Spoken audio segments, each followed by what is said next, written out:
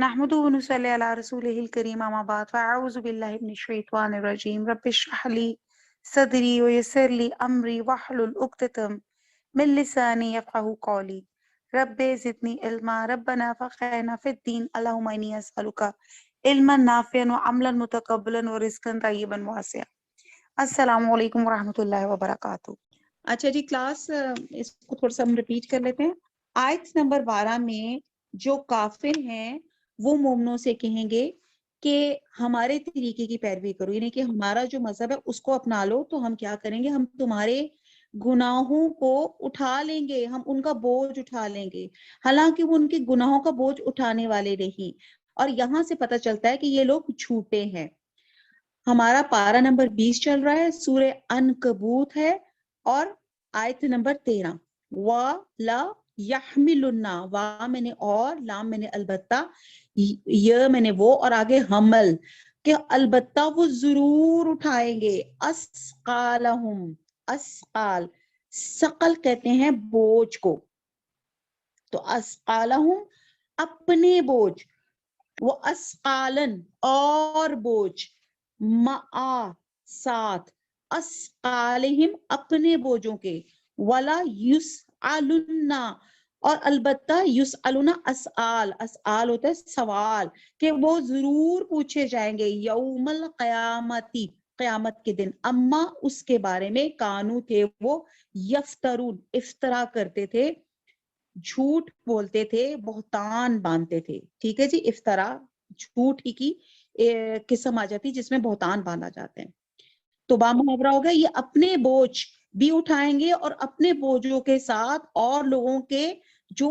بھی اور جو بہتان یہ باندھتے ہیں قیامت کے دن، ان سے ضرور سوال یا پرسش ہوگی۔ اب آیت نمبر 12 اور 13 اس میں اللہ تعالیٰ جو بتا رہے ہیں کہ جو لوگ دین اسلام قبول کرتے ہیں اور سرداران مکہ ان کو اسلام سے بہکانے کی ہر ممکن کوشش کرتے ہیں، اور یہ بھی ان کی ایک چال تھی کہ مسلمانوں کو کہتے تھے تم ہمارے دین کی پیروی کر لو، دین محمد کو صلی اللہ علیہ وسلم کو چھوڑ دو، کوئی آخرت، حشر، حساب کتاب کچھ بھی نہیں ہے۔ اگر آخرت ہوئی بھی اور دین محمد صلی اللہ علیہ وسلم سچا بھی ہوا تو ہم تمہارا بوجھ اٹھا لیں گے۔ تو اللہ تعالیٰ نے فرمایا وہ ایسا نہیں کر سکیں گے، ہر شخص اپنے کیے کا خود ذمہ دار ہے، کوئی شخص اپنے کفر کی ذمہ داری دوسرے پہ ڈال کر بچ نہیں سکے گا۔ عذاب دیکھ کر کسی میں ہمت نہیں ہوگی کہ وہ کہے گا کہ حضور اس نے میرے کہنے پہ کفر کیا تھا، اس کو جنت بھیج دیں، اور مجھے میرے اس کو جنت بھیجو اور مجھے میرے کفر کے ساتھ اس کے کفر کی بھی سزا دے کر دوزخ میں بھیج دیں۔ جو شخص دوسروں کا کفر اور شرک کی دعوت دے گا وہ اپنے گناہوں کے ساتھ دوسروں کے گناہوں کا بوجھ بھی اٹھائے گا۔ یہ وہ بات ہے جو میں اکثر کہتی ہوں نا کہ پلیز لنک فارورڈ کر دیں ایز اے صدقہ جاری ہے۔ تو یہاں پہ آپ کو اس کی بات سمجھ آئی ہوگی کہ جو شخص ایک نیکی کا رواج دیتا ہے، آپ کے کہنے پر کوئی اس لنک سے کلاس میں آ گیا، آپ کے کہنے پہ کسی نے کوئی اچھا مشورہ جو جائز مشورہ ہے اس کے اوپر کوئی عمل کرنا شروع کر دیا، فار ایگزامپل چھوٹی سی بات ہے، رات سونے کی دوا پڑھ کر سو گیا، یا کسی نے آپ کے کہنے پہ بسم اللہ پڑھ کے ہر کام کرنا شروع کر دیا، اس کو تو جو ثواب ملے گا وہ ثواب آپ کے اس کے ثواب میں کمی نہیں ہوگی، اور اس کا ثواب کا ایڈیشن آپ کے ثواب میں ہو جائے گا۔ کتنی مزے کی بات ہے، یعنی کہ 10 لوگوں نے آپ کی بات کو، چھوٹی سی بات کو سمجھا اور 10 بندوں نے اپلائی کیا، 10 وہ لوگ اور 1 11واں آپ کا، یعنی کہ آپ کا اللہ تعالیٰ اس طرح نیکیاں آپ کی ملٹی پلائی ہوتی جائیں گی اور ان کے اجر میں کمی نہیں ہوگی۔ اور اسی طرح اگر نعوذ باللہ ایک بندہ کوئی غلط ناجائز بات کا مشورہ دیتا ہے، کوئی غلط بات کرتا ہے، جس کی میں اکثر مثال یہ دیتی ہوں کہ آج مطلب جتنے بھی ڈیزائنرز ہیں، جس کسی نے سلیو لیس ایجاد کیا،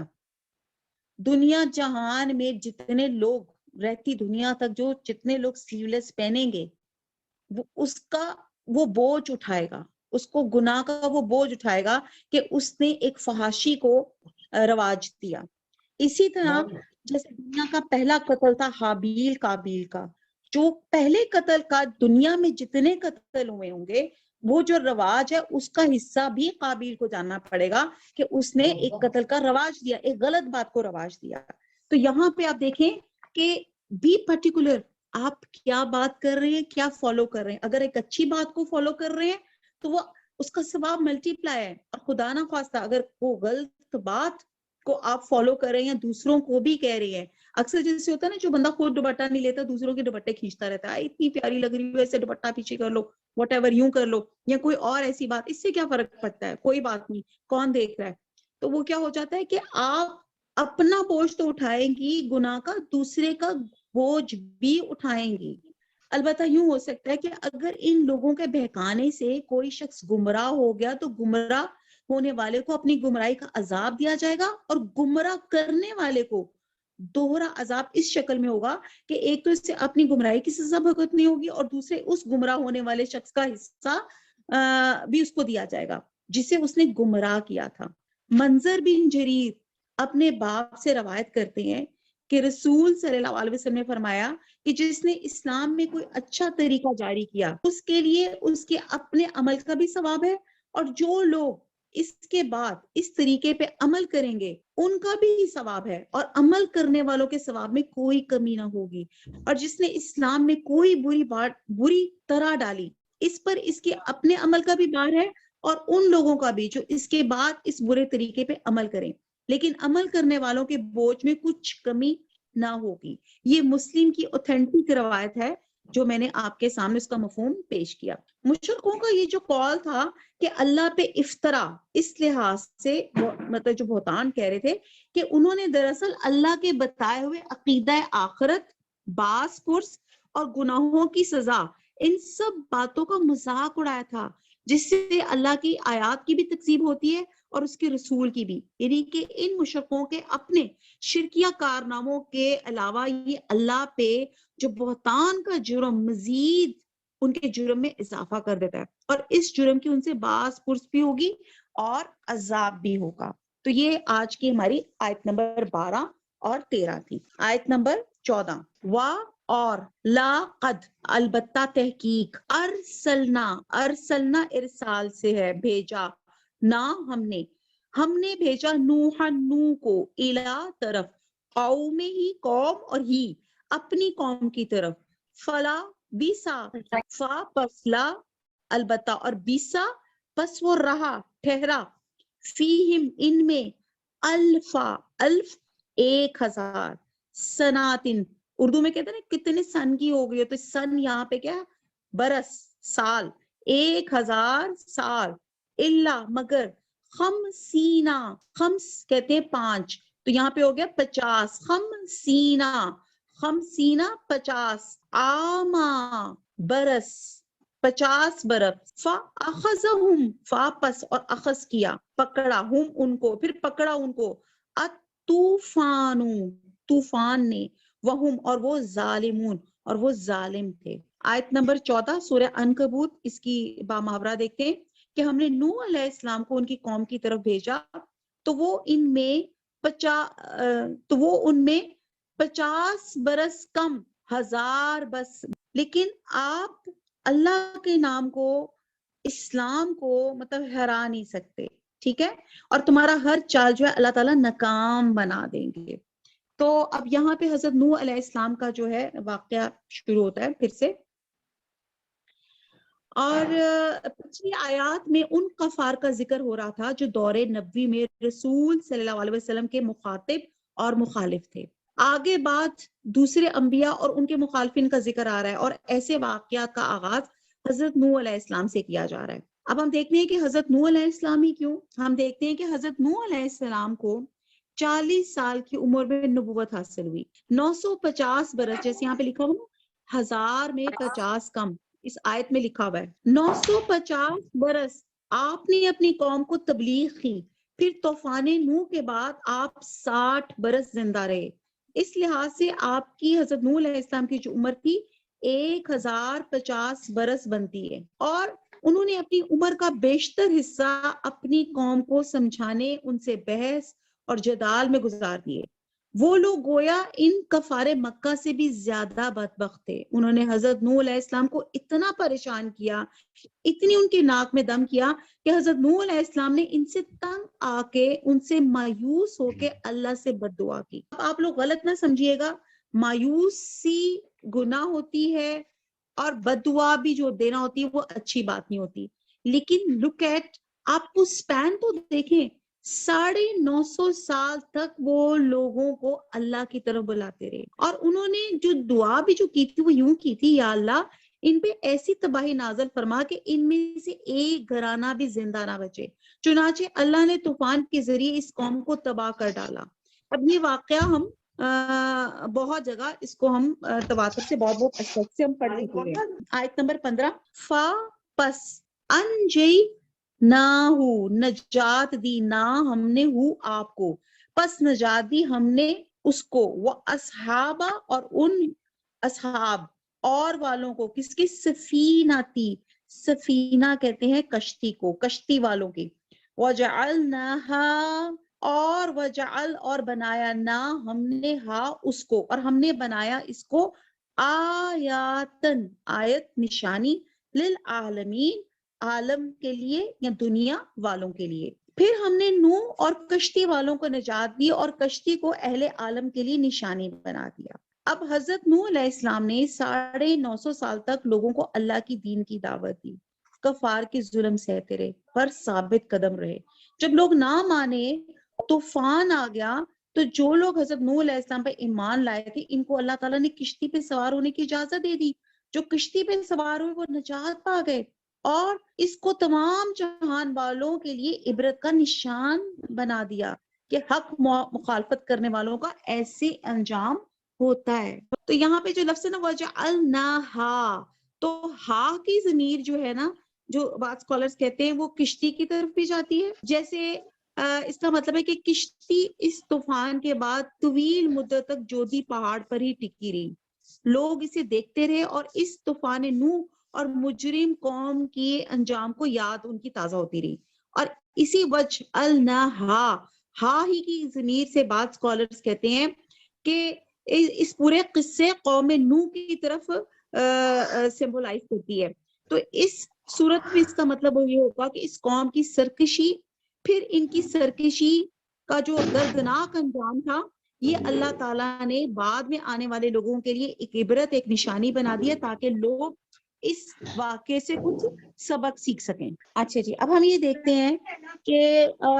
ابھی یہاں پہ حضرت نوح علیہ السلام کا اتنا ہی واقعہ ہے جو ان 2 آیات میں بتایا گیا کہ یہ ہمیں 950 سال تک آپ نے تبلیغ کی اور پھر وہ یہ عبرت کا نشان بن گیا. ہم نے بہت ڈیٹیل سے, بہت سی پچھلی آیات میں بہت ڈیٹیل سے ان کا واقعہ کیا ہوا ہے. اس کو میں ان شارٹ یہ بتا دیتی ہوں کہ حضرت آدم علیہ السلام کے بعد سے حضرت نوح علیہ السلام کی جو قوم تھی, that was the first one جس میں شرک کا آغاز ہوا تھا. اس سے پہلے شرک جو تھا وہ کہیں ایگزسٹ نہیں کرتا تھا, یعنی کہ اللہ کے علاوہ لوگوں کو کرنا. اور وہ شرک کا آغاز ایسے ہوا تھا کہ حضرت نوح علیہ السلام کے زمانے میں کوئی 4-5 بڑے بزرگ اور بہت دیندار قسم کے لوگ تھے, اور جب وہ بزرگ لوگ فوت ہوئے تو لوگوں نے کہا کہ ایسا کرتے ہیں کہ ہم ان کی کچھ تصویریں بنا لیتے ہیں تاکہ جب ہم نے کسی ایک نیک ہستی کو یاد کرنا ہو تو ہمیں فوراً یاد آ جائے کہ بھی دیکھیں جی نیک لوگ ایسے ہوتے. انہوں نے پھر تصویریں بنوائی, تصویروں سے پھر کوئی ان کے شیطان نے ان کے دماغ میں بات ڈالی کہ ایسا کرو ان کے مجسمے بنا لیتے ہیں تاکہ سالڈ بھی ہوں اور نظر بھی آتے رہیں. تو پھر انہوں نے ان کے مجسمے بنا لیے. اب جب ان کے مجسمے بنا لیے تو پھر پہلے تو وہ صرف اس کو دیکھتے تھے نا کہ ہاں جی اچھا جی. اب یہاں پہ حضرت نوح علیہ السلام کی بات ہو رہی تھی کہ جو شرک کا آغاز ہوا تھا, جب انہوں نے پتھروں کے مجسمے بنا لیے تو وہ کیا کرنے لگے, وہ ڈائریکٹ پہلے تو ویسے ہی دیکھتے تھے, اب ڈائریکٹ ان سے مانگنے لگ گئے, انہی سے جس کو کہتے ہیں نا کہ اب جیسے وسیلہ بناتے ہیں نا, جیسے میں آپ کو کہوں کہ پلیز میرے لیے دعا کر دیجئے گا, مجھے دعاؤں میں یاد رکھیے گا, جیسے ہم ایان کے لیے اس کی صحت کے لیے دعا کرتے ہیں, اپنے اور لوگوں کے لیے دعا کرتے ہیں, مل کے وسیلہ بنا کے کرتے ہیں, لیکن ہم مانگتے اللہ سے ہی ہیں وسیلہ جی اچھا آپ پلیز یاد رکھ لیے گا دعاؤں کا, یہ اتنا حد تک تو جائز ہوتا ہے. پہلے تو انہوں نے اس سلسلے میں تھے، پھر کیا ہوا کہ انہوں نے ڈائریکٹ ہی ان مجسموں سے مانگنا شروع کر دیا اپنی حاجتیں، اپنی مشکلات. تو اس طرح حضرت نوح علیہ السلام کے زمانے میں پہلی دفعہ شرک کا آغاز ہوا. اور وہ شرک کا آغاز پھر اتنا بری طرح سے پکڑا، جس کو کہتے ہیں نا ریٹ ریس، دیکھا دیکھی، کہ لوگ شرک میں ڈوبتے گئے. تب اللہ سبحانہ تعالیٰ نے حضرت نوح علیہ السلام کو نبی بنا کے بھیجا اور انہیں کہا کہ یہ اپنی جو قوم ہے ان کو اللہ کی وحدانیت اور بندگی کی طرف بلائے. اور آپ کو یہ بھی پتہ ہے رسول اور نبی کا فرق کوئی 313 یا 14 یا 315 کچھ اتنے ہیں جو رسول ہیں، باقی سب نبی ہیں. اور رسول اور نبی میں فرق یہ ہے کہ اللہ سبحانہ تعالیٰ نے رسول کو ایک پرٹیکولر علاقے میں بھیجا ہے کہ اس علاقے میں جائیں. اور جب اللہ تعالیٰ خاص طور پہ رسول اپوائنٹ کرتے ہیں تو اس کا مطلب ہے کہ اس علاقے میں شرک، نافرمانیاں اللہ تعالیٰ کی بہت زیادہ بڑھ جاتی ہیں. تو اللہ تعالیٰ مطلب ایک کمپلسری ہو جاتا ہے کہ وہاں پہ ایک بندہ، ایک رسول بھیجے جو لوگوں کو اللہ کی باتیں اور اللہ کی وحدانیت کی طرف لوگوں کی طرف بلائے. تو یہاں پہ حضرت نوح علیہ السلام کو رسول اس لیے کہا گیا، حالانکہ ان کے اوپر کتاب نہیں آئے گی. یہاں میں تھوڑا سا اس لیے آپ کو تھوڑا سا کلیئر کروں کہ اس حساب سے تو پھر صرف 4 رسول بنیں گے. تو اگر 4 کتابیں اگر اللہ تعالیٰ نے اتاری ہیں تو رسول وہ ہوتے ہیں کہ جو اللہ تعالیٰ نے اسپیسیفکلی کسی خاص جگہ پہ بھیجتے ہیں کہ یہاں کے لوگوں کو ٹھیک کریں. اور پھر اس میں ایک رسول میں ایک اور چیز ہوتی ہے کہ اللہ تعالیٰ ان کی حفاظت، ان کی زندگی کی بھی اللہ تعالیٰ جو ہے وہ بھی فرماتے ہیں. یہ بھی ایک فرق ہے. اور آپ دیکھیں کہ اسی طرح حضرت نوح علیہ السلام کو اللہ تعالیٰ نے بچا لیا. وہ ایک علیحدہ بات ہے کہ فزیکلی جیسے کلو نفس ذائقۃ الموت، ہر ایک شخص نے جو پیدا ہوا ہے اس نے جانا ہے، وہ ایک تو موت تو آنی ہے. لیکن اللہ تعالیٰ نے ان کو لوگوں کے جو اس طرح کی جو تھا ان کے حملوں سے ان کی جان کو بچایا رکھا. تو اسی طرح حضرت نوح علیہ السلام 950 سال تک لوگوں کو تبلیغ کرتے رہے، اللہ کی طرف بلاتے رہے، لیکن وہ اتنی ڈھیٹ قوم تھی کہ وہ مان ہی نہیں رہی تھی. اور جو انہوں نے بددعا کی تھی نا، وہ بددعا اس وجہ سے تھی کہ جب آپ دیکھتے ہیں کہ ایک بندہ سدھر ہی نہیں رہا، بلکہ سدھرنے کی بجائے وہ دوسروں کو بھی فتنے میں ڈال رہا ہے، دوسروں کو بھی اپنے ہم خیال بنا رہا ہے، دوسروں کا بھی دماغ پلیوٹ کر رہا ہے، ان کا دین کو پلیوٹ کر رہا ہے اور ان کو مرتد کر رہا ہے. تو پھر اس وجہ سے انہوں نے دعا کی تھی کہ ایک تو یہ نہ سنبھل رہے ہیں اور دوسروں کو بھی خراب کر رہے ہیں. تب انہوں نے دعا مانگی تھی کہ اے اللہ تعالیٰ مطلب یہ جو ہے اہل ایمان کو بچا لے. تو اور جو یہ جو ایسے لوگ ہیں اللہ تعالیٰ ان کو تباہ کر دے. اور پھر کہتے ہیں کہ اللہ کے حکم سے جب وہ کشتی بنا رہے تھے، اللہ نے حکم دیا تھا ساتھ ان کو پیغام دے اور کشتی بنائے. اور کشتی بھی اس زمانے میں اپنے آن اٹس اون ایک ڈفرنٹ چیز تھی. اور اللہ کے حکم سے وہ کشتی بناتے تھے اور لوگ ان کا مذاق اڑاتے تھے کہ جی یہ کیا بنا رہے ہیں آپ. وہ کہتے جی کشتی کیوں، کشتی کس لیے چاہیے. علینا الا البلاغ سبحانك اللهم وبحمدك نشهد لا اله الا انت نستغفرك ونتوب اليك. والسلام علیکم ورحمۃ اللہ وبرکاتہ.